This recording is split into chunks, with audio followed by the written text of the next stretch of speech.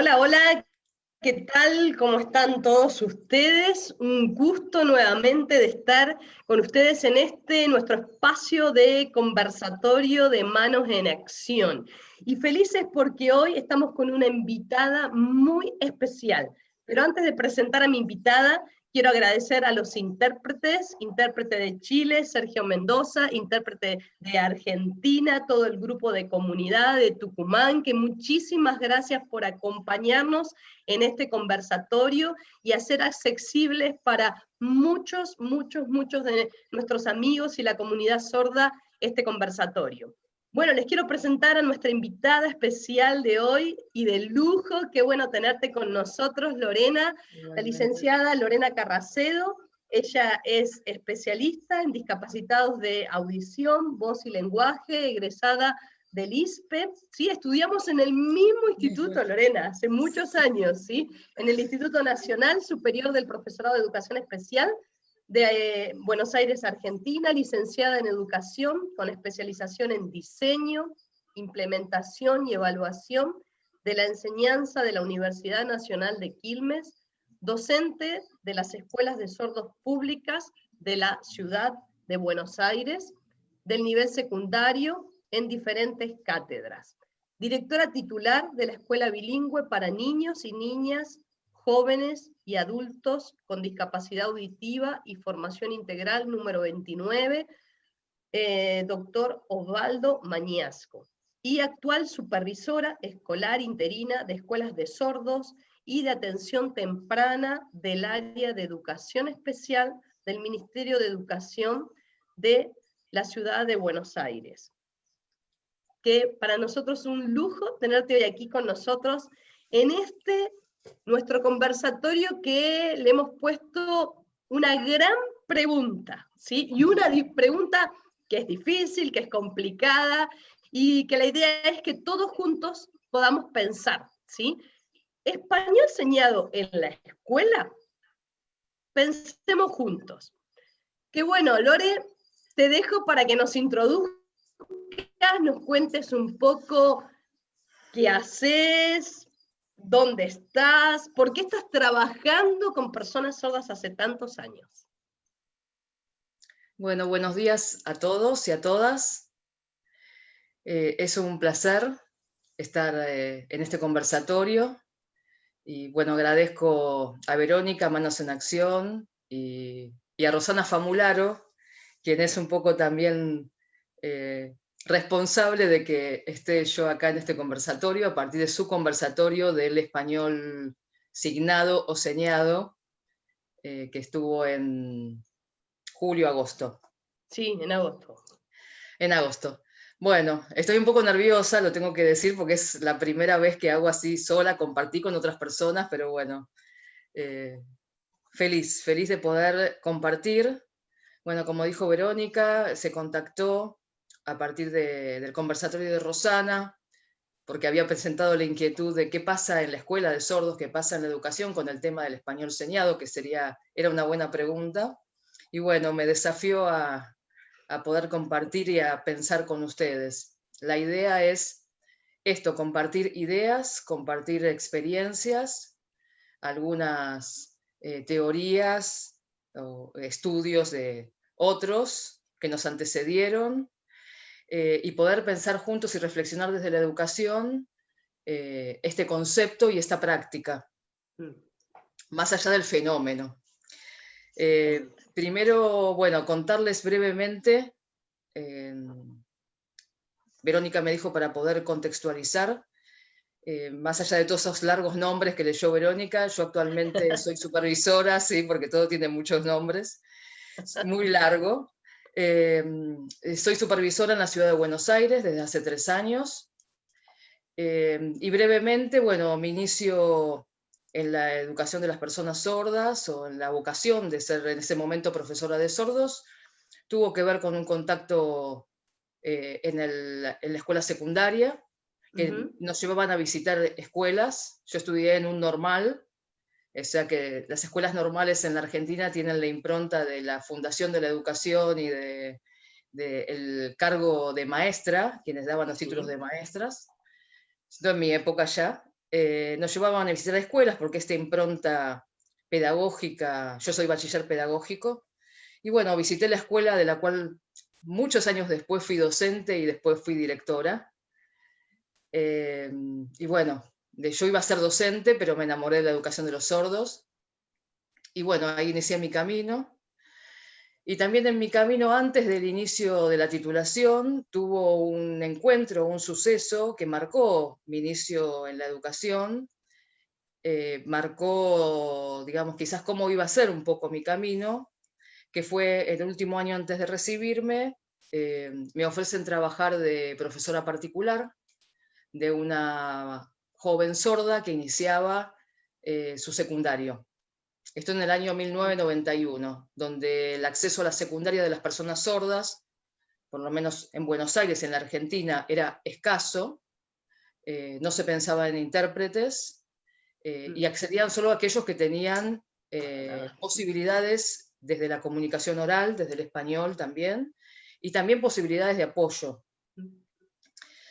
Bueno, esa persona la tengo que nombrar, es Lorena Dusinski, que luego fue la primera persona sorda recibida en el ISPE de docente, y cuyos padres son sordos, y su papá fue Nicolás Dusinski, esta es la seña, que fue vicepresidente de la Confederación muchos años, así que ese inicio en mi profesión, siendo docente particular de apoyo, porque yo lo que hacía era acompañarla y apoyarla en todas las materias del secundario, en su casa, y luego sus hermanas, que son hipoacúsicas, que iban al nivel primario y al jardín, hizo que me contactara desde otra forma, por más que mi formación fue oralista y estaba enmarcada en un paradigma médico-terapéutico, hizo que yo me encontrara con la comunidad sorda. Así que creo que eso hizo que nunca fui... yo voy a compartir, perdón, hago una aclaración. Voy a compartir algunos conceptos o algunas ideas que tienen que ver con improntas, podemos decirles cotidianas, que quizás se usan en Argentina o en Buenos Aires. Y esto que les iba a compartir es que nunca fui una oralista a ultranza. Siempre empecé con el contacto con la lengua de señas y coincidió mi estudio en el profesorado con los inicios de los cursos de lengua de señas como un poco más formales y docentes que ya hablaban de la lengua de señas en el profesorado. Bueno, encauzando, yo superviso las escuelas de sordos de Ciudad de Buenos Aires, de gestión pública, de gestión estatal, todas son públicas de gestión estatal. Las dos grandes escuelas son la Escuela Bartolomé Irolo y la Escuela Osvaldo Mañasco, que tienen, bueno, el peso y la responsabilidad de ser las escuelas fundadoras de la educación de los sordos en Argentina y en parte de Sudamérica, por lo menos de habla española, no en Brasil, que este año están cumpliendo la Escuela Airolo 135 años y 120 años la Escuela Mañasco. Y son instituciones que han atravesado, podríamos decir, todos los paradigmas de la educación de los sordos. Y han vivido todos los procesos. Muchos procesos, muchos profesionales y docentes que han atravesado sus aulas en diferentes momentos e instancias. Y también, bueno, en estos más de 100 años, diferentes momentos de contextos socioeconómicos, educativos de la Argentina, propuestas educativas. Y bueno, desde el año 2000 comienza un proceso de recambio, de construcción hacia un modelo de la educación bilingüe. Yo también superviso dos escuelas más. Una es la escuela que funciona adentro del Hospital Manuel Roca, que es una escuela que tiene alumnos para diferentes propuestas con discapacidades y también alumnos sordos, pero es una escuela que está bajo la órbita del Ministerio de Salud, así que es un desafío, un trabajo que estamos llevando adelante junto con la conducción. No es exclusivamente de educación. Y una escuela que es la Escuela Gabinete Materno Infantil Lidia Coriat, que funciona en el mismo edificio de la Escuela 29, que es una escuela exclusiva de atención temprana, que también para la Argentina fue, digamos, es muy icónica, porque es una escuela que estuvo fundada en el año 86 para la atención temprana, con la impronta de Lidia Coriat, que fue una médica que trabajó e investigó sobre el desarrollo infantil y tiene toda una historia que es muy interesante a aquellos que les interese. Más allá de que la atención temprana, si hablamos de las escuelas de sordos, se había iniciado mucho antes. Después la persona que propone la fundación de la escuela, alrededor de los años fines de los 60, 70, ya había atención temprana en las escuelas de sordos. Ese es un poco mi gestión, ¿no? Y en mi caso es el supervisor escolar, en algunos lugares se llama inspector, no sé cómo se llama en Chile, si tiene un cargo. Sí, sí. Y lo que somos principalmente somos el nexo, como dice la teoría, entre la macro, que es el ministerio, y las escuelas. Gestionamos las políticas educativas y también recreamos y creamos, tenemos cierta autonomía e independencia y somos docentes de carrera. Son cargos que uno va ascendiendo por concursos de oposición y el mismo es interino ahora por puntaje, pero luego hay concursos de oposición. Uno inicia siendo maestro para llegar a ese cargo.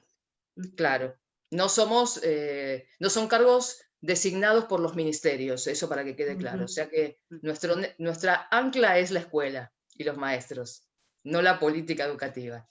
Bueno, cerrando este punto, arrancamos.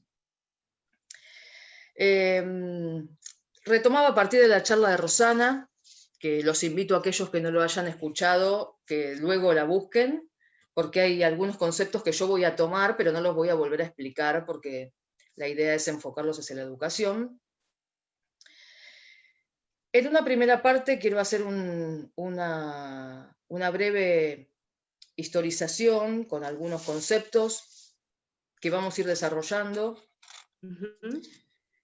Que bueno, hay un gran evento en la educación de los sordos, como me transmitió Verónica en una de sus líneas de preguntas, que fue el Congreso de Milán en 1880, en el cual, bueno, se dictamina mundialmente la hegemonía de la educación oralista para las personas sordas. Previo al Congreso hubieron diferentes modelos y propuestas educativas históricamente, en lo cual anteriormente se usaba la lengua de señas o los signos, pero bueno, este evento lo que hace es generalizar, hegemonizar la propuesta oral. Hay un trabajo, voy a hacer recomendaciones como hace Rosana, un trabajo de Viviana Burad, que es una intérprete de Mendoza, en la web Cultura Sorda, donde hay muchos artículos muy interesantes, que ella, de hace muchos años, ha recopilado toda la historia, y la historia de la Argentina, que es muy interesante para poder leer.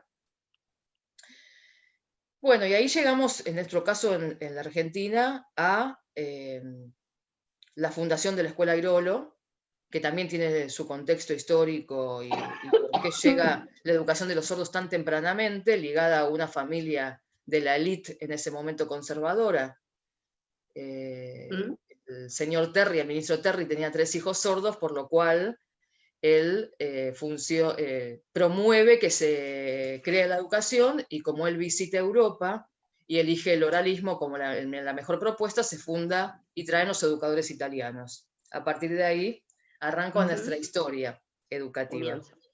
Buenos Aires, y luego marcados. Se abre hacia la Argentina. Entonces, en el marco, bueno, el modelo realista es algo que creo que quizás todos los que están escuchando los conocemos.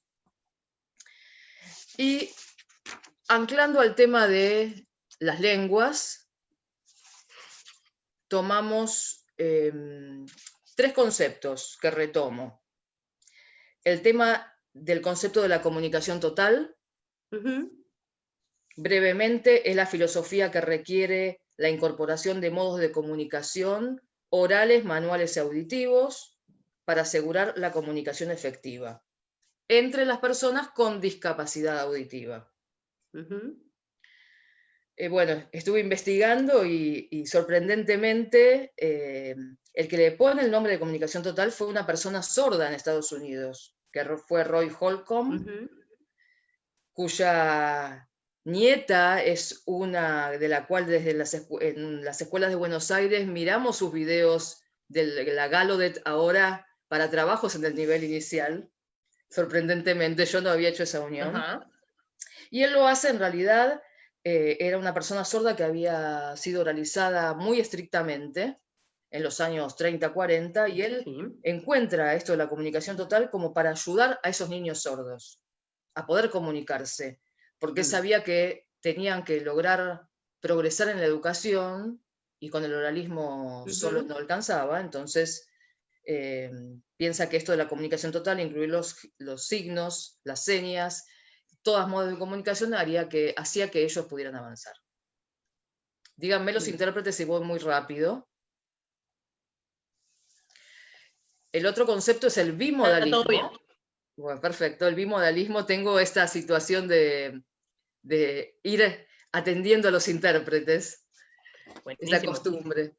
El bimodalismo, que es el tratar de comunicar un mismo mensaje de dos modos simultáneamente. En nuestro caso, de las personas sordas o de la educación, sería hablar oralmente y señar Ujú. con las manos, Ujú. en lo cual solo un idioma cumple las reglas gramaticales, que en este caso sería la lengua mayoritaria o hegemónica, que sería el español, Ujú. y señas aisladas y señas creadas, inventadas para aquellos nexos o aquellas coordinaciones, artículos de la lengua española que se crean Ujú. o se inventan, o se hacen por dactilológico. Ujú. Y luego tenemos el concepto de bilingüismo, que es poder comunicar un mensaje en dos idiomas. Se supone que no es al mismo tiempo y Ujú. que ese mensaje va a ser transmitido en esa lengua con todas las condiciones de esa lengua, su sintaxis, su Exactamente. gramática y su semántica. Sí. Bueno, con estos tres conceptos, así como grandes conceptos, les propongo ahora poder relacionarlos con la educación. Yo en esto Ujú. hay una autora, la cual yo conocí en persona hace muchos años en un congreso que estuve en el Chaco en el 2005, que es Ruth Claros. Ruth Claros Saavedra, que es una doctora en educación, especialista en la educación de los sordos y en el bilingüismo, está en la Universidad de Arizona, en Estados Unidos, y también ella es bilingüe Y porque que, es ¿sabes hija de qué? mexicanos. Es ¿Cómo? chilena. Sí, es Es chilena, chilena. Ella perdón, es es chilena. chilena y luego se fue, claro. Ella hace todo. Y hay un libro muy interesante que a mí siempre fue muy claro, que es Ujú. es Amo ese libro. la desmitificación de la educación de los sordos. Sí. Eh, es su tesis y ella por eso lo tomé porque me parece que es muy claro para poder relacionarlo y reflexionar sobre este tema y sobre las lenguas y la educación, y que es el concepto de ideología. Mm. Abro un paréntesis. Voy a mi historia personal. En mi historia personal como docente, profesional, laboral, pero también yo le digo personal, porque creo que en cualquier profesión, pero en la profesión de ser maestro y ser docente, se involucra mucho más que los saberes que uno aprende para ejercer, Mm. ¿no? Exactamente. Hay una frase de una profesora que tuve en el profesorado y después, bueno, fue rectora del ISPE, que hizo un trabajo que se llama Ser para ejercer o ejercer para ser, en el ser profesor de sordos, ¿no? Porque, digamos, Ujú. la profesión de profesor de sordos tiene en sus espaldas la historia educativa y un montón de todas las profesiones de docentes, pero la nuestra tiene como un peso especial. La gente que nos ve de afuera no entiende a veces, dice, ¿cómo es Mm. esto? Esta visceralidad, estas luchas, bueno, digo, eso tiene que ver con la educación de los sordos. Entonces un momento en el cual yo me contacté por congresos, por lecturas, en los cuales empecé a reflexionar y a repensar también esto de en qué paradigma había estado formada, cuáles son los caminos nuevos que se abrían, y que tiene que ver también esto con qué posicionamiento, ideología, no tenerle miedo a la palabra ideología, tiene que ver con el basamento filosófico en lo cual uno ejerce su profesión. Y ese momento fue cuando en un congreso en Buenos Aires escuché a Carlos Escliar. Y ahí a Carlos Escliar y otras personas de la educación de los sordos que habían venido de otros países, como Jim Kyle, de la Universidad de Bristol. Y bueno, ahí fue cuando yo escuché la primera vez hablar de cultura sorda, que acá no se hablaba casi, o hablaban, bueno. Entonces, eso, ¿por qué tomamos, cuáles son las ideologías que sustentan la educación de los sordos? Entonces vamos a tomar, son 3 grandes grupos, que son la sordera como una característica desahuciante, la sordera como característica limitante, y la sordera como característica sociocultural. A grandes rasgos, digamos, podemos englobar toda la historia de la educación de los sordos. La primera, que tiene que ver con la característica desahuciante, es la que considera a la sordera y a la persona sorda como un camino sin salida. El que está desahuciado es el que no, en algún momento, pierde la vida. Ya no hay. El camino es el fracaso. Y en esta ideología, bueno, se ubica toda la antigüedad y la Edad Media de la historia de las personas sordas, en la cual, según los momentos históricos y las culturas, pasaba desde la eliminación de las personas con discapacidad o con dificultad, porque no representaban el modelo del humano perfecto, y también significa lo desahuciante el lugar simbólico, o sea, ocultarlo, no darle el respeto y la característica como persona, porque en este caso no hablaba la lengua oral. Y también, si lo vamos más en la actualidad, es la ubicación de las personas sordas en lugares, en segundos lugares, en el ser el ayudante de, o ser esa persona que puede cumplir o puede aspirar a básicos lugares en la sociedad o en el lugar donde se está desarrollando, ¿no? Eso es más o menos lo que es este posicionamiento. También tiene que ver esto de, bueno, de negar la diferencia y la diversidad, que va más allá de la educación, tiene que ver con la sociedad, ¿no? Finalmente, todos terminamos en que el problema de la dificultad de la inclusión o lo que aspiramos como inclusión es un compromiso de la sociedad en general, aunque recargan en la educación, no es solo la escuela. La sordera como característica limitante, lo que propone es que el sordo puede ser educado, pero tiene un límite. La ideología es el límite, o sea, porque tiene una falla, porque tiene algo lo cual la va a poder desarrollar, y siempre con la dependencia de otro, que en este caso sería el oyente.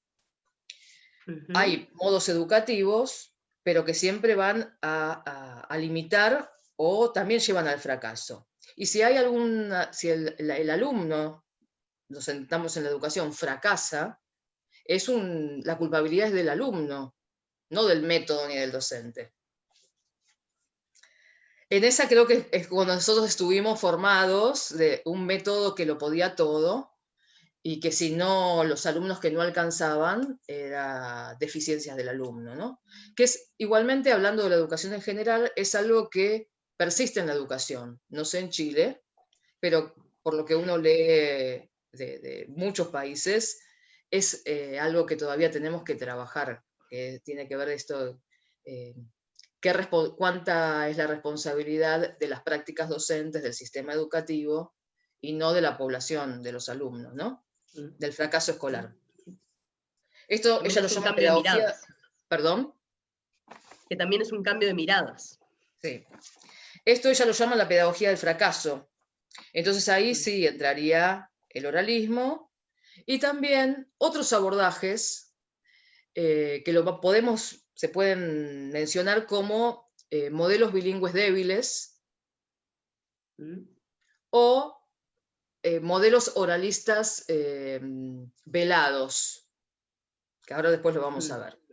Y luego está la sordera como característica sociocultural, en la cual las personas sordas son consideradas como un grupo sociocultural, con su propia lengua, con su propia cultura, con la característica de una lengua natural, que se requiere una apropiación, una adquisición temprana, y considerar la otra lengua mayoritaria como lengua, en este caso de la alfabetización, de la lectura y de la escritura, en la lengua mayoritaria, y el que considera el docente que esas personas sordas, esos estudiantes sordos, tienen muchas posibilidades y capacidades, y que el docente también es parte del instrumento de este modelo y tiene la responsabilidad de generar las condiciones para la enseñanza. Tiene una gran responsabilidad. Entonces, retomando, de la sordera como característica limitante, podemos hablar del oralismo, de la comunicación total, del bimodalismo, y hay algo que acá en Buenos Aires y en algunos lugares de la Argentina y en otros, yo lo he visto en España, lo he leído, que es la lengua de señas como comunicación aumentativa alternativa. No sé si en Chile está, es que, digamos, escuelas de sordos que proponen la lengua de señas como una lengua de comunicación aumentativa alternativa. Incluso en Argentina tenemos algunas normativas, algunas leyes que la ubican, o sea, la ubican como lengua, pero en otro artículo la ubican al mismo nivel que el braille o al mismo nivel de los sistemas aumentativos alternativos de comunicación.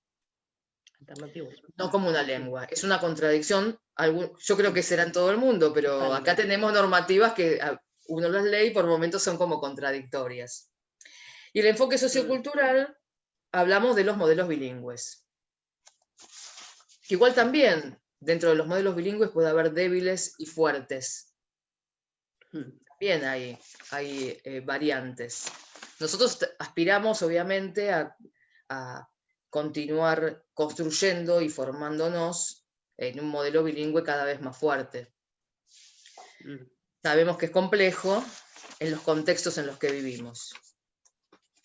Bueno, volviendo a la pregunta, como voy de tiempo, creo que voy bien. Español señalado en la escuela. Más bien. Esto era un poco para ubicar porque, digamos, la pregunta propongo abrir varias reflexiones que tienen varios sustentos y varias reflexiones, porque no es sí, no, sin ninguna razón, sin fundamentación, o cuándo, cómo, sino, bueno, tenemos que poder comprender esta línea que yo planteo, ¿no? Quizás después otras personas podrán decir sí por esto, no por esto, pero bueno, es lo que hice síntesis entre teoría, experiencia y práctica. Fantástico. Español enseñado en la escuela de sordos o en la educación de los sordos. Como base para la enseñanza de las lenguas y los contenidos, yo digo que no.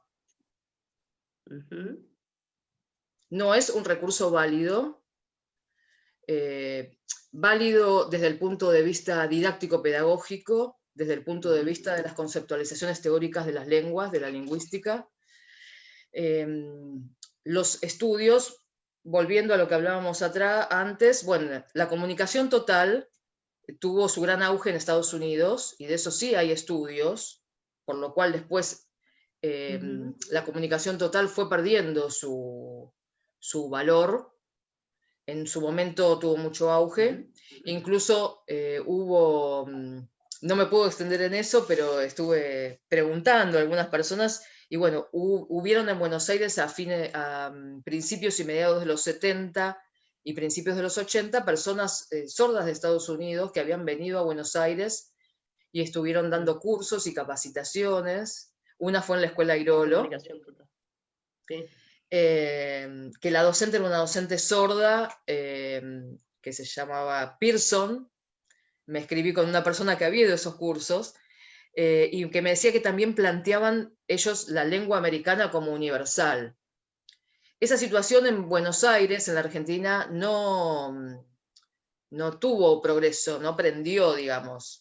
Sé que en algunos otros países de Latinoamérica tienen préstamos o señas muy similares a la lengua de señas americana, porque habían ido a varios lugares de Latinoamérica. En Buenos Aires, bueno, se armaron unas conferencias, una gran controversia, que hay un artículo de Rosana Famularo, que bueno, es historia viviente, como muchos otros compañeros y personas sordas y oyentes, en la cual se retoma la historia oral de esas conferencias y de esos encuentros. Hubo algunos procesos, sí impactó, por ejemplo, en esto en la Escuela Airolo, que había sido sede de estos cursos o de estos, porque docentes también, ahí fue docente Alberto Elázar, que fue un sordo, era el profesor de dibujo y también, bueno, tuvo una impronta muy fuerte en lo que fue los procesos educativos. Y por eso también la Escuela 28 y la Escuela Airolo tuvo un proceso, digamos, de inicio previo, pionero en el tema del ingreso de la lengua de señas a las aulas, como señas, como lengua de señas. Hubo, creo que también alguna experiencia de lo que fue la comunicación total y el español señado, el bimodalismo. Fueron experiencias al interior de la escuela. Y siempre la Escuela 29, el Osvaldo Mañasco, fue a ultranza oralista. Yo cuando ingreso a trabajar de docente, todavía en el año 97, seguía muy estricta el uso. No se negaba el uso, en nuestras épocas no se le negaba el uso de la lengua de señas a los alumnos sordos, pero no estaba habilitado en el aula ni para la enseñanza. Pero ya en esas épocas no se les prohibía a las personas sordas hablar, de la que somos contemporáneas con Verónica. Totalmente contemporáneas. Bueno, en función de esto sí hubo también otro hecho muy importante en las escuelas nuestras, en la 28 y la 29, que fue en el año 1996 la creación de los cargos que se llaman ayudantes de lengua de señas. En ese momento eran ayudantes de clases prácticas de lengua de señas, ahora son ayudantes de lengua de señas argentina, por motivo de una supervisora, que es Rosa Orri. Ella propone la creación de estos cargos. Surge con ese nombre porque en realidad, por lo menos en la Argentina, aún no hay titulación docente exclusiva de lengua de señas. Sí, tenemos que decirlo porque, bueno, somos parte, porque la gran mayoría de nuestros docentes sordos se acaban de recibir ayer de instructores de lengua de señas en la Universidad de Entre Ríos, en la UNAR, que es un hecho muy importante para súper importante y trascendente. Y trascendente. Yo tengo que decir el orgullo de que muchos de mis docentes, nuestros docentes, de las escuelas 28 y 29, se han titulado, y que es un gran logro. En ese momento, digamos, y también es un avance también para las titulaciones, ¿no? Esto que es muy simbólico. Pero en ese momento, y continúa, no hay título docente, y en ese momento el requisito mínimo, que sigue siendo, ahora veremos con estas titulaciones, es que las personas sordas tuvieran el nivel secundario. Por eso el cargo que se pudo enmarcar fue ayudante, porque los cargos, esto tiene que ver con el sistema educativo, las titulaciones. Bueno, en el año 96 se crea, y en ese momento ingresan personas sordas que tenían que ser hablantes nativas de la lengua de señas. Muchos eran hijos de sordos, y también oyentes hijos de sordos. La primera que ingresó en realidad fue una oyente hija de sordos que era hablante nativa. Luego eso se modificó y el cargo es solo para personas sordas. Actualmente tenemos 24 cargos, son cargos desde ese momento creados, que son cargos fijos, le decimos nosotros, de la planta funcional. No que hubo que pedir horas o prestados, como pasa en muchos lugares de la Argentina todavía. y cargos que después salieron a concurso y se titularizan, y si un docente pide licencia por enfermedad, se cubre por suplente, o sea, es un cargo más que vamos ampliando. Así que eso sí, fue una impronta que fue creciendo y que fue también traccionando al trabajo cada vez más en pareja pedagógica entre un docente oyente y un docente sordo. Sí. Por eso y porque en el año 2000 se inicia este proceso en las escuelas por gestión de una supervisora, varias supervisoras que fueron cambiando y las directoras en ese momento,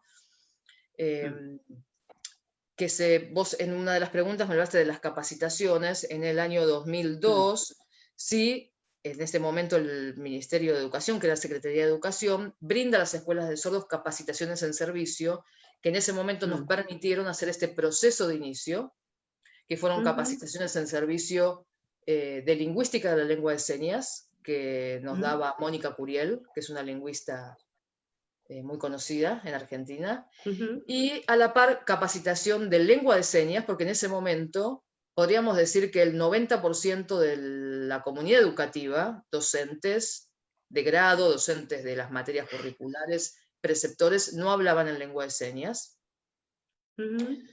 Y eso sí dio una impronta, esa como fundación, y esa capacitación apuntó a un estudio y a una mirada de la lengua de señas como lengua de un modelo bilingüe. Por eso nuestras escuelas, hablo de nuestras particularidades, hicieron la transformación desde una mirada bilingüe intercultural.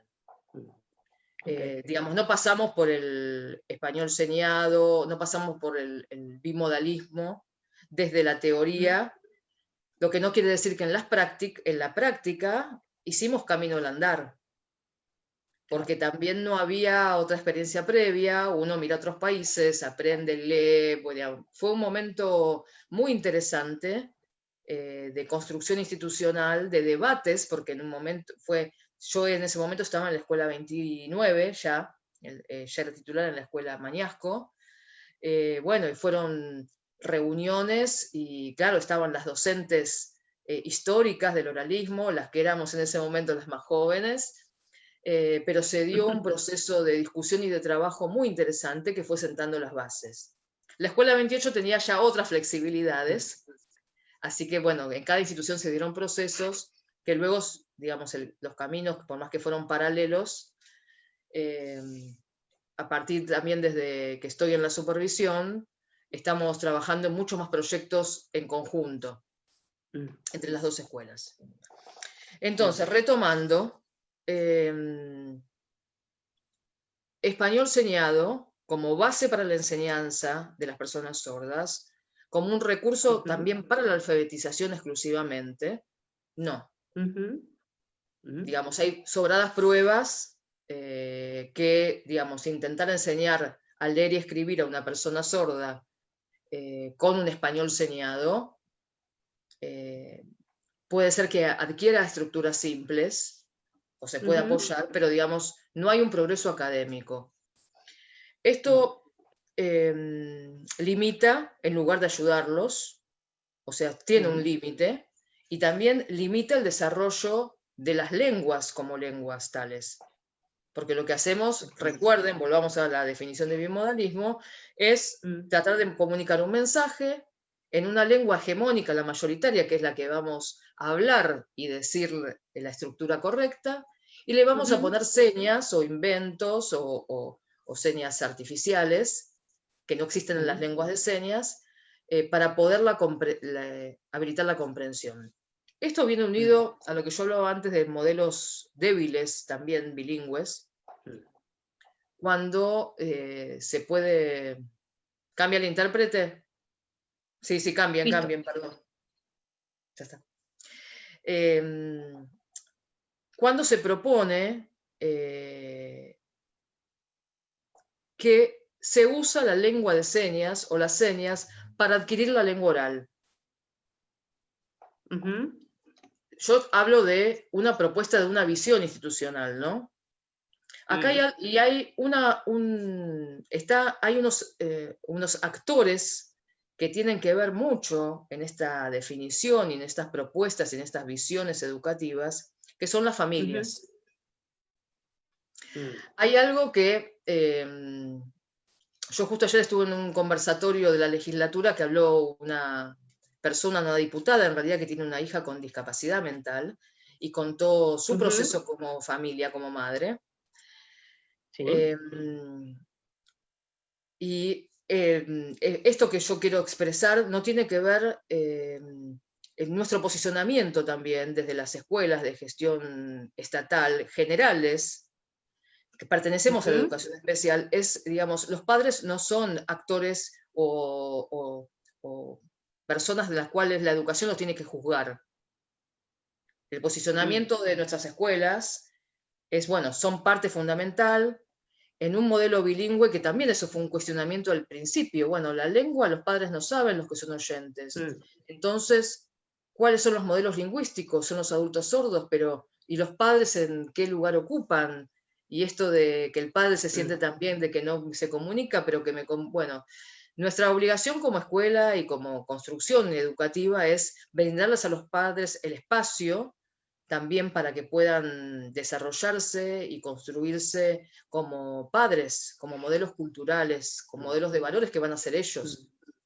Y espacios, nuestras escuelas tienen talleres para padres, que ahora lo están desarrollando virtualmente, por Zoom, para las familias, más que para padres son familias. Nosotros siempre, acá hablamos de familia, ya porque es familia ampliada, abuelos, hermanos, tutores, bueno, en los cuales se trabaja no solo la lengua de señas, están a cargo de los maestros sordos los talleres para padres, con algún miembro del equipo interdisciplinario, porque a veces hacen el curso de lengua de señas, y también talleres relacionados a la crianza, a la cultura sorda, a poder comprender a sus hijos y poder llevar a su casa estrategias.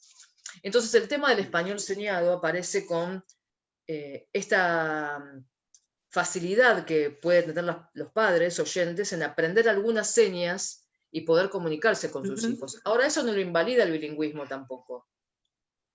A esto digo que no, los padres, lo que uno transmite como institución escolar a los padres es que obviamente ahí ellos sí que se comuniquen de todas las formas posibles, claro, porque son familia.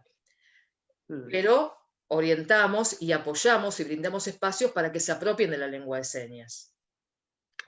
Entonces es una construcción también familiar. Nuestras escuelas de Ciudad de Buenos Aires, quiero aclarar esto, pertenecen a la educación especial, aunque por nuestras prácticas nosotros estamos haciendo camino para que tengamos una otra pertenencia, o sea, espiritualmente nos sentimos parte de la educación bilingüe, plurilingüe. No tenemos un espacio real, legal, pero bueno, nosotros estamos tendiendo a... En Buenos Aires hay un ámbito en el ministerio que agrupa las escuelas plurilingües. Nosotros queremos estar ahí también porque tenemos una gran parte ahí que son los que gozan de las capacitaciones, de los recursos para las lenguas. Y hay algo también que seguimos trabajando y planteándolo cada vez que podemos. Hablo planteándolos las directoras, los maestros sordos, yo como supervisora, es que no tenemos leyes de educación bilingüe claras y no hay una ley de educación bilingüe ni nacional ni jurisdiccional. Entonces el tema de las lenguas, más allá de la lengua de señas, siempre nos debe, el Estado nos debe legislación que habilitaría a, por ejemplo, también el tema de la titulación de los intérpretes o el desarrollo académico de los intérpretes. Tengo que también contarles que la Ciudad de Buenos Aires tiene un equipo de intérpretes que dependen del área de educación especial, que tiene una conformación de hace más de 20 años, que actualmente tiene 80 cargos de intérpretes. Los cargos son también efectivos, se accede por puntaje y por concurso en acto público. O sea que no es que va a desaparecer el cargo porque se cierra o se enferma, sino son cargos efectivos.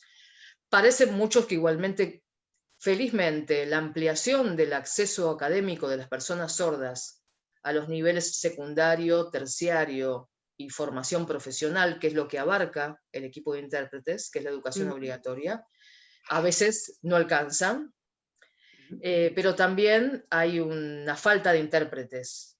También las normativas y legislaciones permitiría fomentar y jerarquizar. En eso también está Rosana y hay varias, tanto del equipo de intérpretes como otras intérpretes que son como muy conocidas, la asociación de intérpretes que se van creando, las federaciones, hacen que también en el tema de los intérpretes de lengua de señas, el rol profesional se tiene que continuar jerarquizando, porque eso hace a que todo el sistema adquiera mejor calidad y mejores logros. Nos involucra a todos.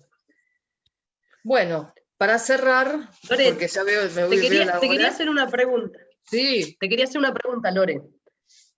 Lore, ¿cuáles son los logros que quedan pendientes en la enseñanza de los niños, de las niñas sordos en estos momentos? O sea, ¿qué cosas quedan pendientes todavía en la enseñanza? Bueno, en la enseñanza pendientes, lo que dije recién, para mí es muy importante que haya normativas generales y educativas, Bien, porque eso impacta. Bien. Eso es muy importante, que es algo como más macro que hace que el sistema educativo adquiera mayor calidad. Al interior de las escuelas, nosotros estamos trabajando fuertemente con proyectos internos de gestión propia. No tenemos vinculación, como hablábamos antes de iniciar la transmisión, también es una deuda que el sistema educativo de la ciudad de Buenos Aires no tiene una historia ni una impronta de vínculo, de investigación o de trabajo con las universidades. Quizás en el área de los niveles, o sea, hablamos de las personas de la escuela regular, inicial, primaria, secundaria, tienen como mucho más oferta y más vínculos y más recursos destinados que lo que tiene la educación especial y la educación de los sordos. Eso es también importante porque muchas de las cuestiones que nosotros fuimos organizando fue porque nosotras las buscamos, nosotros los docentes, las escuelas, con los supervisores que me antecedieron a mí también, peleamos y pedimos y elevamos, pedimos notas para pedir capacitación, para pedir formación, para pedir mejores recursos. Así que tengo que decirlo, que también llegamos a donde estamos en estos procesos por un trabajo digamos, personal y colectivo de las escuelas de sordos, más allá del sistema, porque nosotros nos lo proponemos y lo llevamos adelante. Y actualmente estamos trabajando con el tema de la enseñanza, la alfabetización, con lo que es el español escrito. Estamos haciendo diferentes, trabajos al interior. Este año estamos en la situación de aislamiento, acá en Buenos Aires y en la Argentina aún no han vuelto la presencialidad, estamos en un contexto complejo, así ven las noticias, aunque ahora parece que habilitan, pero no es que vuelven las clases, eso también, porque a veces las noticias no son tan reales y tan claras. Ciertas vinculaciones. Y el tema, en los procesos de alfabetización y de español como segunda lengua, también hay procesos de formación docente, muchos docentes, en realidad todas las formaciones y los estudios son por fuera de la institución escolar en función de la profesión que uno tiene. Sigue habiendo este espíritu del docente que, digamos, se forma y sigue estudiando y generamos espacios para la escuela, pero que tienen que ver con un esfuerzo personal. Eso también hay que decirlo porque, es el contexto, pero no por eso dejamos de hacer. Creo que lo que tenemos es este espíritu. Hay algo que tiene la educación de gestión pública en la Argentina y de la ciudad de Buenos Aires, es que tiene, digamos, una conceptualización y un basamento que tiene que ver con lo histórico también, pero tiene que ver con el derecho a la educación, el posicionamiento del derecho a la educación y a la defensa de la escuela pública, que para nosotros es muy importante y nos conformó como país también, en lo cual, llegado, esto es importante también poder mencionarlo, es que históricamente la educación de los sordos en la Argentina estuvo muy alejada del sistema educativo. Teníamos currículum paralelo, teníamos una planificación paralela, las escuelas de educación especial y de sordos eran espacios en los cuales pasaban otras cosas de lo que estaba pasando afuera en las escuelas. Sí. En los últimos años, nosotros, hablo desde la educación especial en general, pero de la escuela de sordos, los últimos 20 años, 25 años, se han comenzado los vínculos fuertemente con el sistema educativo y somos parte del sistema educativo. Con las mismas capacitaciones, digamos, en este momento, por ejemplo, las docentes que se ocupan de apoyo a la inclusión o las docentes de grado participan de la misma formación que las docentes de nivel inicial, si tienen jardín de infantes, las docentes del primer ciclo en matemática, o sea, hubo todo un viraje hacia lo que es el diseño curricular del nivel le digo nivel inicial, nivel primario, en lo cual nosotros tuvimos que empezar a formarnos en algo que en ese momento el ISPE no daba, que eran las didácticas de las disciplinas. Entonces las escuelas ahora transmiten, y en base al diseño curricular, hablemos del nivel primario, los conocimientos, obviamente que adaptados, porque no es la misma enseñanza que en la escuela común, pero sí transmitidos en la lengua de señas, y luego las prácticas del lenguaje en lengua de señas y las prácticas del lenguaje hacia el español como segunda lengua. En eso estamos trabajando. Y empezamos a tomar algunas improntas de cuando hablábamos de alfabetización, nosotros estamos hablando también de alfabetización en lengua de señas, tomando un poco la visión de lo que describe Leonardo Peluso de Uruguay, de la lengua de señas como las videograbaciones como tipo textual. Bueno, estamos ahondando en esa línea, entonces estamos trabajando en plantear alfabetización en 2 lenguas. Y sabemos que para poder alcanzar mejores niveles de español como segunda lengua, escrito, lectoescrito, necesitamos una fuerte alfabetización en lengua de señas. La alfabetización implica ser hablante de la lengua de señas y conocer la lengua de señas como objeto de estudio, para luego trabajar con el español. Ahora yo estoy haciendo un curso que se está dando en escuelas de maestros. Escuelas de maestros es un sector del ministerio que da los cursos para los maestros, que es optativo, obviamente, lo que sí te da puntaje para tu listado, para tu carrera. Y bueno, hay uno de los cursos que está haciendo 2 de las docentes que están en la escuela 29, una docente oyente y una docente sorda. Eso también innovar, lograr que pudieran darse cursos en lengua de señas en el espacio de capacitación docente, que es mínimo, pero es un logro, es ir haciendo pie en diferentes lugares, y algo que yo trabajo mucho con nuestros docentes, que no solo son los docentes sordos, no solo son los ayudantes de lengua de señas, sino también tenemos un grupo importante de docentes sordos titulados de profesor de sordos, o sea, que están a cargo de los grados, no solo oyentes. Creo que entre las 2 escuelas en total serán más de 30.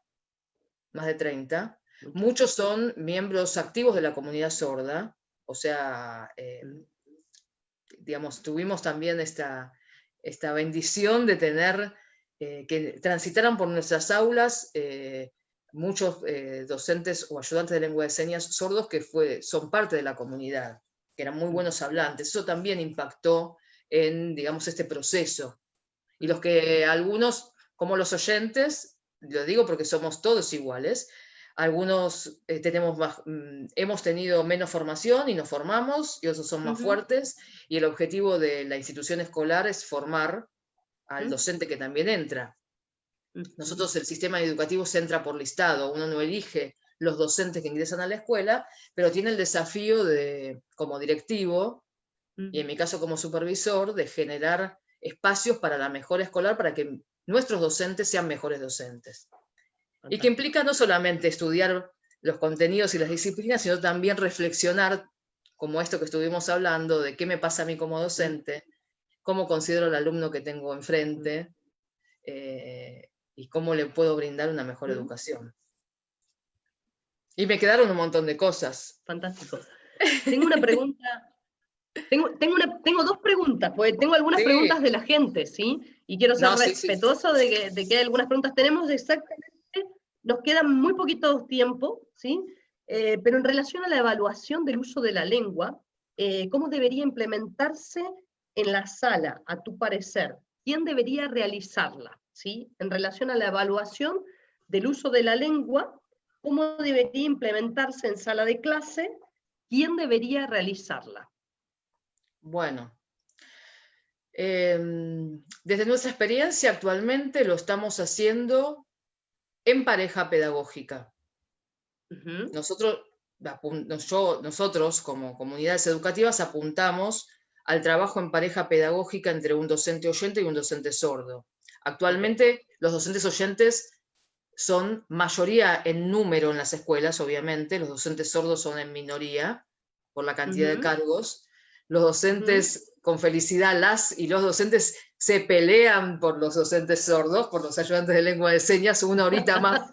Claro. Lamentablemente, lo ideal sería que pudieran compartir en parejas pedagógicas todo el horario de clase, Mm, pero actualmente lo estamos haciendo en pareja pedagógica.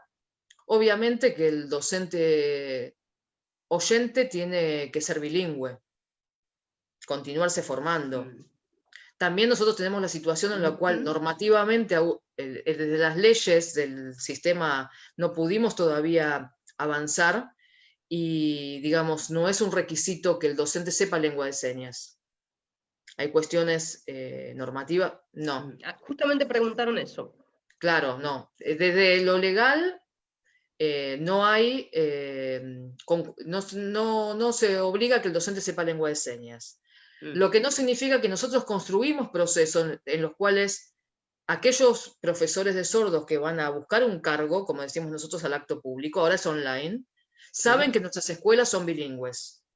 Mm. Están en O sea, conocimiento. ahora el que toma sabe que si te toca un grado o reemplazar a otro docente, eh, va a tener esta planificación y este modelo de trabajo. Por eso hay, Claro. digamos, en general la gente está formándose. Después hay la gente que viene, los docentes que vienen o siendo parte de la escuela o por más que no sean titulares, van tomando cargos desde hace un tiempo atrás, están en el proceso de formación. Después hay Ujú, situaciones en las cuales hay gente que dejó de trabajar muchos años y está volviendo al sistema, que es lo más complejo. O ujú. sea que vuelve a trabajar, uno puede dejar y volver a anotarse y volver a ingresar, y es gente que estuvo formada en otra época. Pero bueno, se da a veces la situación que también, bueno, mucha gente muy responsable y muy consciente de saber si toma o no, y si no, buscar otra ubicación en otras instituciones de la educación especial. Pero también, bueno, también tratamos de generar espacios, como directivo, ¿no? Ubicar. El tema de la Mm, evaluación se transformó con el uso de las tecnologías desde hace varios tiempos, ¿no? Y ahora en la pandemia mucho más. Pero son ámbitos en los ujú. cuales aún tenemos mucho para investigar y mucho para trabajar.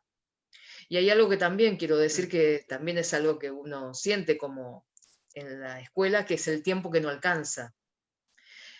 Sí. Y hay algo que también tengo que nombrar: las escuelas de gestión pública de sordos tienen 3 turnos, funcionan desde las 8 de la mañana hasta las 21 horas, Mm, habiendo niveles desde atención temprana, nivel inicial, nivel primario para sordos. Luego viene lo que acá se llama formación integral, que era la vieja formación laboral.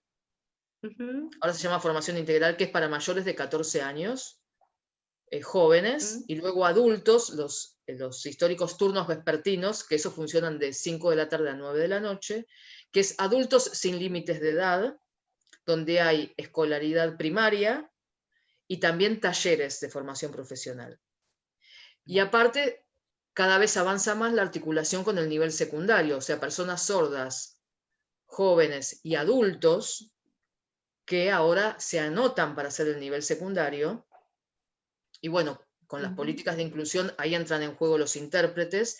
También hay docentes de apoyo que acompañan estos procesos. porque acá la educación secundaria es obligatoria, pero también hubo una vuelta de aquellos sordos que habían cursado la primaria hacía muchos años, hablo de gente de más de 30 años, de 35, con esa herencia, que tiene la posibilidad, si tiene también las herramientas y la escuela está para acompañarlo, de cursar el secundario en los niveles de adultos, que tienen otros regímenes y otras exigencias. Y también la alegría de que los alumnos que van terminando los séptimos grados, que acá se termina entre los 14 y 15 años, o sea, el nivel primario, la gran mayoría acceden al nivel secundario. No como antes, que digamos, históricamente, que eran las personas sordas terminaban el nivel primario y iban a hacer talleres o al ámbito laboral. O sea, eso es un logro muy importante. Y el otro, que también lo quiero nombrar, es que las escuelas son inclusivas. ¿A qué me refiero con esto? Las escuelas de gestión pública no elegimos a nuestros alumnos, no los seleccionamos en posibilidad del método que utilizamos, y tenemos la obligación normativa y por ideología de generar la trayectoria educativa para cada alumno y alumna, estudiante sordo que se acerque a la escuela. Tenga la edad que tenga, porque también ingresan a la escuela personas sordas de 20, 25, 30 años, que capaz vienen del interior del país o vienen de otros países limítrofes, y también de la misma ciudad, porque en la ciudad de Buenos Aires también hay contextos muy complejos, de los cuales casi nunca habían ido a la escuela, no conocen la comunicación, no conocen la lengua de señas, y también se le abre una trayectoria educativa, como alumnos sordos con otras dificultades. Motoras o dificultades de lo que acá se denomina trastornos emocionales, o sea, dificultades en la emocionalidad, dificultades en lo motriz, dificultades en los procesos de aprendizaje. Pero toda persona sorda, todo alumno sordo que desarrolla la lengua de señas en el nivel que pueda, nosotros tenemos que ofrecerle todas las posibilidades del entorno lingüístico.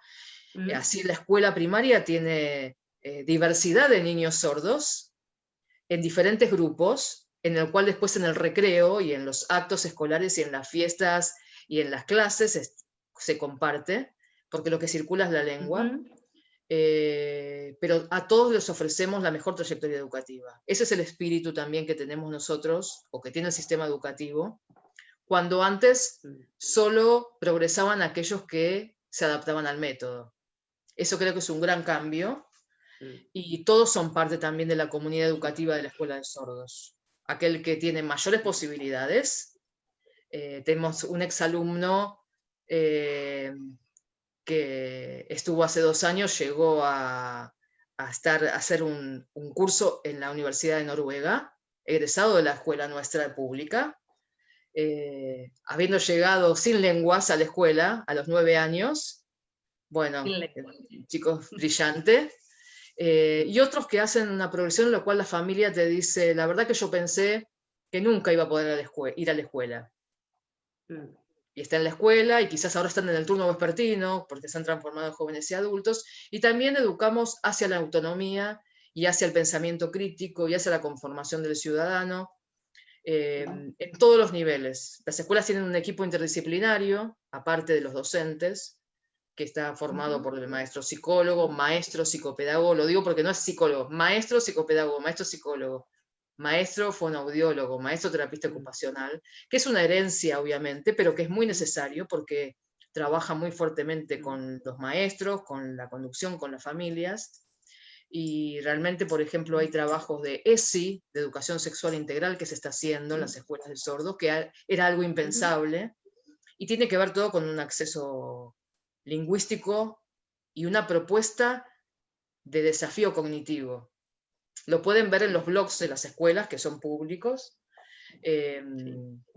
y bueno, de narraciones. Y lo último que digo es que sí generamos unos materiales, participamos de unos materiales que hicimos con educación especial, en lo cual hicimos la accesibilidad en lengua de señas. Después voy a pasar los links para que los puedas poner en la página y lo que lo quiera ver. Dale. Y estamos terminando de gestar un anexo de español como segunda lengua y de lengua de señas de ese ese cuadernillo, que es un cuadernillo que sacó el Ministerio por la pandemia, como saca para todos, logramos que la educación especial tuviera uno. No todo lo que les imprimieron a los demás, pero bueno, estamos haciendo de ese, que tiene unos cuentos, un anexo del español, que eso para nosotros va a ser un logro que es producto de los docentes oyentes, 2 docentes, 3 oyentes, y un grupo grande de los maestros sordos que está trabajando en eso. Así que a eso vamos. Creo que hemos hecho muchos logros, lo vemos, pero sabemos que estamos desafiados a fortalecer más. La visión es que las personas sordas continúen ocupando espacios, continúen creciendo académicamente y obviamente que los lugares de conducción sean ocupados por las personas sordas como los cargos docentes. Para eso creo que apuntamos a eso. Y no solo docentes, eso también es importante decir, porque es importante que las personas sordas puedan soñar que pueden ser muchas profesiones. Que no es solo ser docente, porque hay un gran número que estudia para profesor de sordos también, pero estaría bueno que se animen y desafíen, y para eso está nuestro compromiso como instituciones escolares de poder acompañar o poder luchar por esos espacios en otras profesiones, porque se requiere que ocupen los espacios donde sean necesarios. Fantástico. Lorena, la verdad que escucharte es un placer. Se nos ha ido el tiempo, 1:10 como nada. Bueno, hay un montón de comentarios que la gente ha hecho, te están saludando, pero de un montón de lados, de Guatemala, de San Luis, de Santa Fe, bueno, de Argentina, de todos lados, acá de Chile hay mucha gente mirando. Quedaron ahí varias preguntas todavía que estaría genial si tenés algún momento las puedas contestar vía online. Sí. Nosotros desde Manos en Acción, muy agradecidos por tu participación, pero especialmente por tu compromiso para con la comunidad, por tu compromiso para con la educación, y porque nos sentimos identificados en una frase que hicimos muy nuestra, que es vamos por más, ¿sí? Y vemos que vos sos una mujer que va por más, ¿sí? Que muchísimas gracias, Lorena. Muchísimas gracias a los intérpretes de Comunidad de Tucumán por su tiempo, por su servicio, ¿sí? Muchísimas gracias, Sergio, también por estar acompañándonos y por ser parte de este webinar que realmente ha sido muy clarificador, muy de conocer aspectos que no sabíamos y realmente de abrirnos, ¿sí? Que esperamos que a todo el público que nos ha estado mirando también le haya servido. Te mandamos un abrazo súper grande, Lorena, desde aquí, Gracias. desde Chile, y muchos cariños, muchísimos cariños para todas las personas también que nos han estado mirando. Muchísimas gracias, les saludamos a todos. Gracias. Y hasta el próximo webinar en donde seguiremos reflexionando sobre todos estos temas tan interesantes. Chau, chau.